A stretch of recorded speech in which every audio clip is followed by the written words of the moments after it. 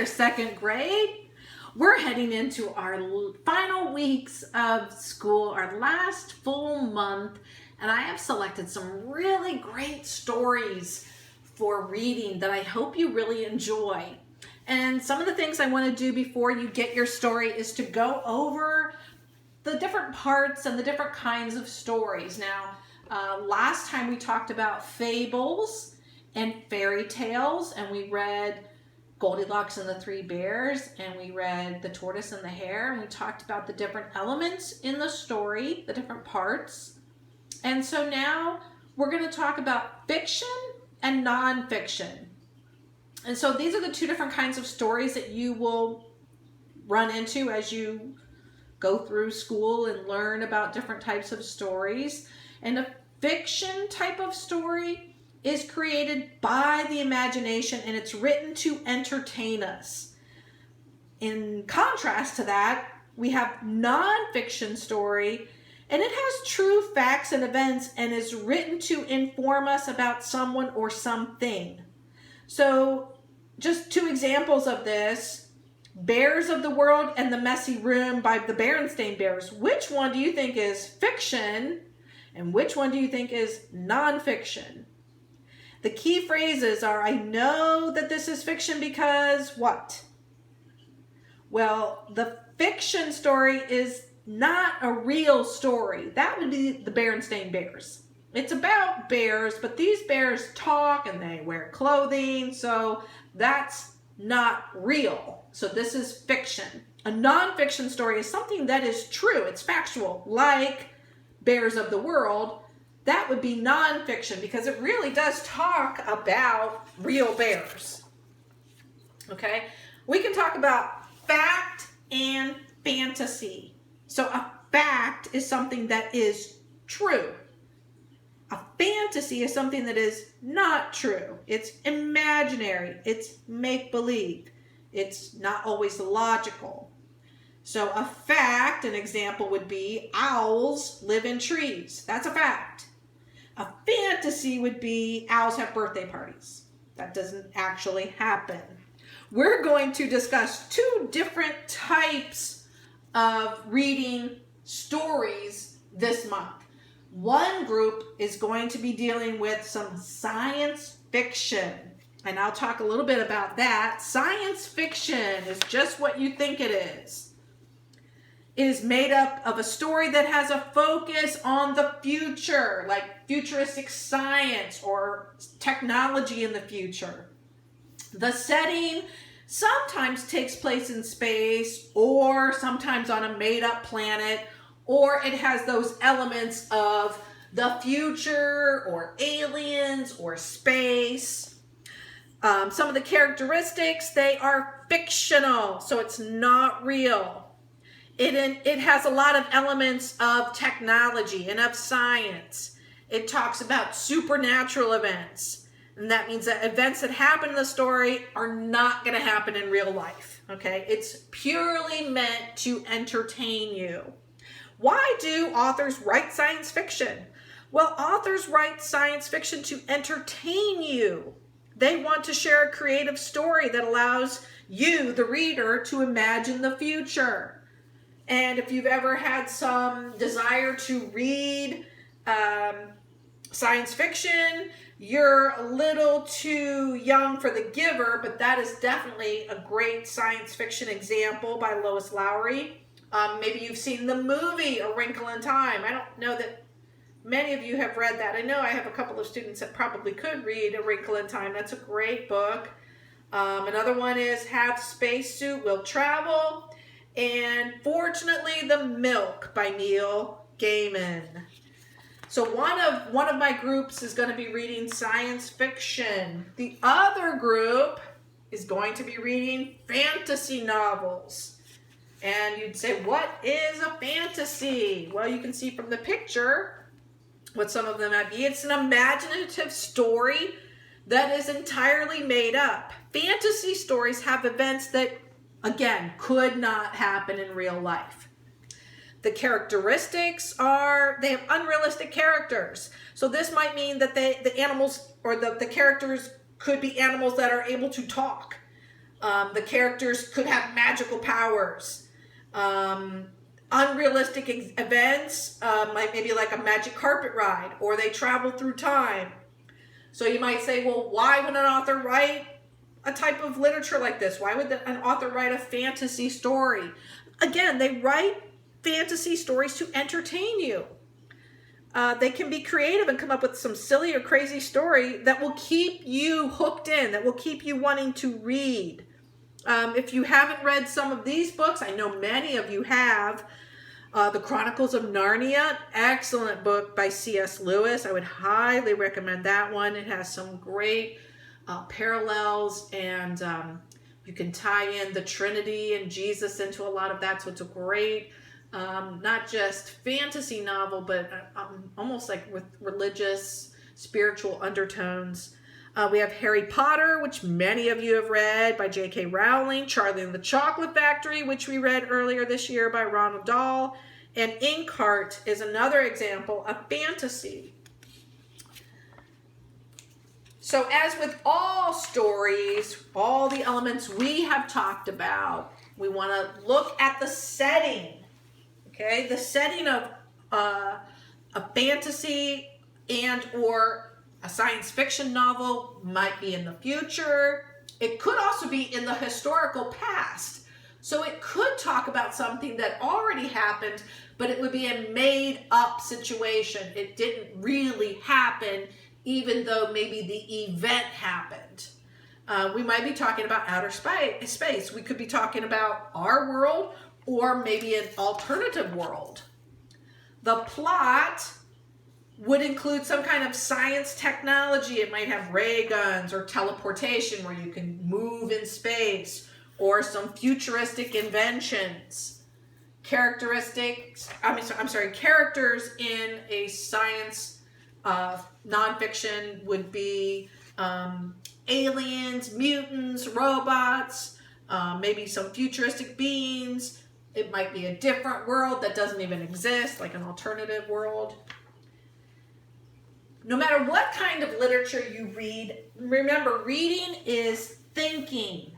And what do we want to do? We want to predict as we read.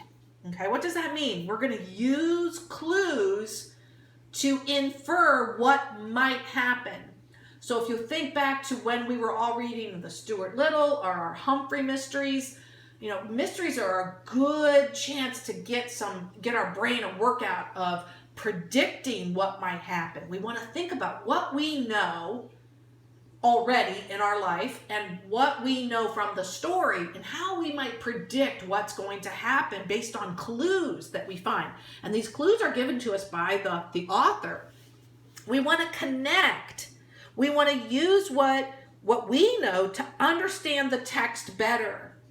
We want to make inferences. So we're going to use those clues and what we might know to make sense of what we're reading. And often we want to ask questions. We want to say, why is this important? Or who is this person? Why do I need to know this? Why might this be happening? So what we need to do is make a visualization or a mental picture. That's why I love books, even more than I love the movies of the books, because my pictures in my mind are always so much better than what they can make in the movies. And you want to visualize what you're reading. Make it come alive in your mind. Create a mental image of what you're reading. And we want to summarize. We want to determine which ideas are the most important and which maybe the author just stuck in there as kind of random thinking or random ideas. But we want to make sure we're focusing on the main important parts of our story. And so what else can we do if we are confused? What do good readers do if we don't understand something? We reread. Good readers reread to make sure they understand things. Okay, some key phrases we want to concentrate on is, that doesn't sound right. So if you read a sentence, and I've watched many of my good readers do this, they read a sentence and they realize, that doesn't make any sense. And they go back through and they skipped a word, or they misread a word, or something like that. So we need to reread when something just doesn't make sense. You go back over that same sentence. If you think to yourself, that didn't look right, then you need to reread it.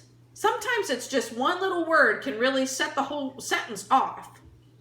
That didn't make sense. If something didn't make sense, you may need to back up. Sometimes I'll even say, I back up a couple of pages. Wait a minute, what was that? What did I read a couple pages ago? Does that make sense to this? Good readers do that. You are monitoring your own reading. And another thing we always want to make sure we do is, we like this part. I want to reread this because it's my favorite part so far. Good readers also ask questions. Good readers ask questions or wonder about things. They wonder about the characters in the story, the events, or the situation. And they talk about what made them wonder those things. So something a good reader does is they would say, I'm wondering about a character. I'm wondering about Humphrey. And when we were reading Humphrey, I wonder what happened to the teacher. What happened to her? Why is she not in school? Why do they have a substitute? What is Humphrey checking? Why is he searching for clues? Because why? Why is this happening? We want to ask ourselves these questions as we read and monitor our reading. We want to make predictions. Okay, just like we do in science when we're doing a lab, we make a guess, right? We predict about what might happen. And we can tell why we make that prediction based on what we've read, based on our facts, based on what we've read so far. We can say, I predict that this is something that's going to happen because of this. Remember when we were reading Humphrey, I can predict that something happened to the teacher because of the things that people had said in the story. And it had something to do with Humphrey because everybody kept mentioning that. So we're making predictions and connecting the dots with the clues that we know. And then when we're all done reading, we can say my prediction was right because we found a fact. We found some more clues. Or we might say, I'm changing what I thought because I have found out other information that changes my mind about that. Good readers can also retell important parts of the story in the order that they happened. We do this all the time, second grade. What happened first? What happened second? What happened next? Finally. And it's important to be able to sequence this. This is why we do it all year. It's important to be able to put those facts in order and retell a story. To make inferences. When you take information and what you know to figure something out, we're inferring. I'm going to make some inferences today using the pictures of the story, or I'll use the information from the picture along with what I'm reading to make some guesses. You can say, I think this way because of whatever you have found out from the pictures and the story. So together, the plot, the story problem, and the resolution. And we talked about this when we talked about fables. Again, the plot is what is happening in the story. Just like in our fables, there is a problem. The problem is what is wrong in the story. And your job as good readers is to find the problem in the story. What may or may not be solved. If the problem is solved, that is called the resolution. So some key phrases. I think the plot is, what is the plot? What's happening? I think the problem is, as you read, you're going to think about what is wrong. And then maybe how is that going to be solved or resolved by the end of the book? We always want to make connections. Second grade. We want to make a connection maybe of the book to ourselves. This reminds me of a time in my own life. And how would that be? What is an example of a time maybe like in Charlie and the Chocolate Factory when you won something, you won a contest. Text to text. So sometimes we're reading a book and we're like, oh, and I've heard this so many times from second grade. This reminds me of another book we read. That is called text to text. Or we can make a connection to the world, text to world. This reminds me of something I heard about. And so you might have heard about something happening outside of us, maybe something that's happening in the world, and you make that connection of the world to a book that you're reading. So let's talk about character traits. Okay, we want to be able to analyze our characters to get to know them better. A character trait describes what a character is like or their personality. So you can tell me what the main characters are, say, in Humphrey. Or you can tell me about the main character of Stuart Little. Or you could tell me what Charlie Bucket in Charlie and the Chocolate Factory is like. That is his personality, or the character's personality. How can you find a character's traits? Well, it's through reading. You're going to get clues from the text that tell us the character's traits. It might include a description of what they look like. It may include the thoughts or the dialogue or conversation that your character has with other characters. You might hear clues about their emotions or how they're feeling or things that they do.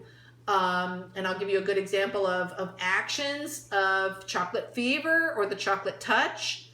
Okay, we can find out the character's actions based on what we've read in those books. So, in thoughts, what is the character thinking? Okay, this guy, his thought bubble says, I know I can beat my best time. The dialogue is what they're saying. I will come by later. I have to finish chores first. And this character's talking on the phone. So we get clues about our character based on what they're doing and the conversations that they're having. The emotions. How do they feel? After many months away, Sam's dad was finally coming home. He could not hide his excitement. That's an emotion, and that's how we can connect and how we can describe our character and their feelings and their traits. Actions might be, what is your character doing? Okay, this character, Jake, practiced every day so his singing could shine at the spring concert. So these are what he's doing. So ask yourself, what is my character doing? Now we're reading 3 different stories. One is a science fiction, and the boys are going to be reading this story. It's called Fortunately the Milk, and you have an activity packet that goes with that, and I'll be giving you instructions daily on how we're going to get through the book together. I may schedule some Zoom meetings where we can read together if that's what you want to do, but this is the book the boys are going to read. Most of my girls are going to read Charlotte's Web. I know many of you are familiar with the story, but the book is different. Even if you've read the book, we're going to do some other activities, and I'd like you to read the book again with us. And the same thing, if we need to schedule some Zoom conferences for us to talk through the book or read the book out loud together, we can definitely do that. The last group I have is going to be reading the story, The One and Only Ivan.